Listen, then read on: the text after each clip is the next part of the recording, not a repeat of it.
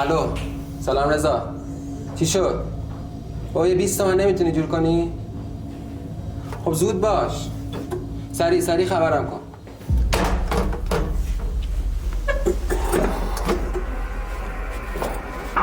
محمد افسر شیفت گفته سریع بری پیشش.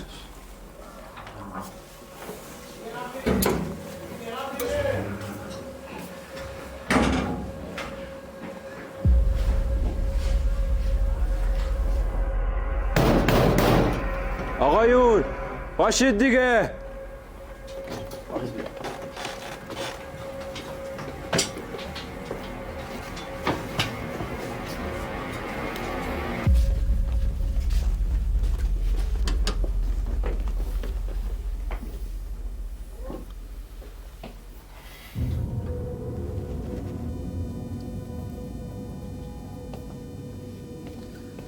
به به داداشم محمد، چطور داداش حال نری؟ برو بابا، نه حوصله تو یکی رو دیگه ندارم.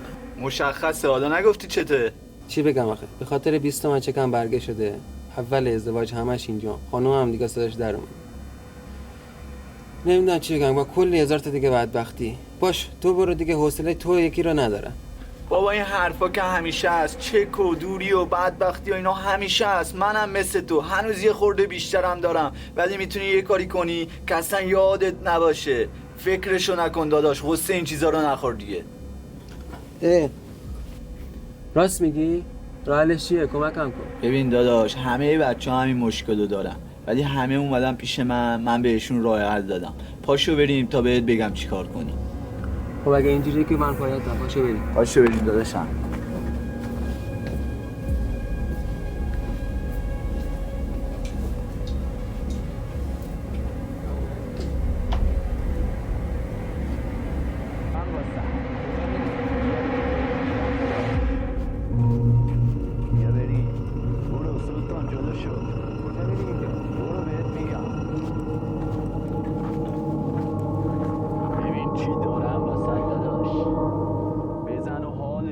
چیه؟ بابا همه با همین کارشون. برو بابا، من این کارم مگه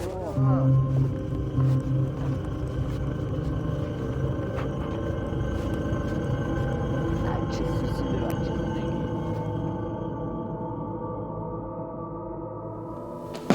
ماشاءالله. باریکلا.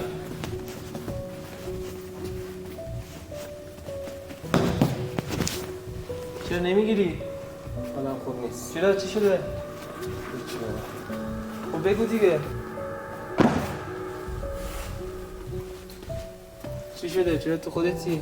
اصلا حالم خوب نیست علی. کلی بدبختی دارم. بدبختیو که همه دارم، منم دارم، ولی راهکارش یه چیزه. چیه؟ صبر کنی اینا همش میگذره. آره چقدر بهتر. بیا بریم تمرین کنیم حداقل. تو برو تمرین کن، من حوصله ندارم. هر جور راحتی.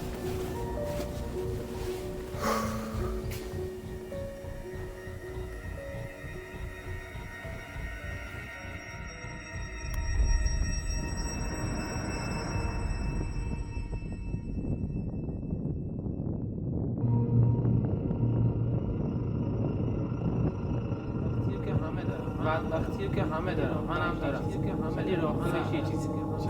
صبر. بابا این حرفا که همیشه هست، چه کودی و بدبختی و اینا همیشه هست. منم مثل تو هنوز یه خورده بیشترم دارم، ولی میتونی یه کاری کنی که اصلا یادش نباشه. فکرشو نکن داداش، غصه این چیزا.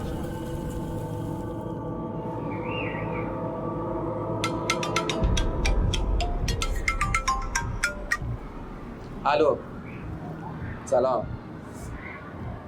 ممنون، شما خوبی؟ باشه آقا، درست میکنم، جورش میکنم، میدم بهت تا چند روز. بابا من حوصله زندگی خودم هم ندارم دیگه، هی زنگ میزنید پشت هم، زنگ. بابا زن خانومم جا گذاشته رفته، بچه‌م برداشته رفته. من میدم بهت دیگه، شما تحمل کن، 10 روز دیگه فرصت بده به من. اصلا حوصله ندارم. باشه میدم بهت. خداحافظ.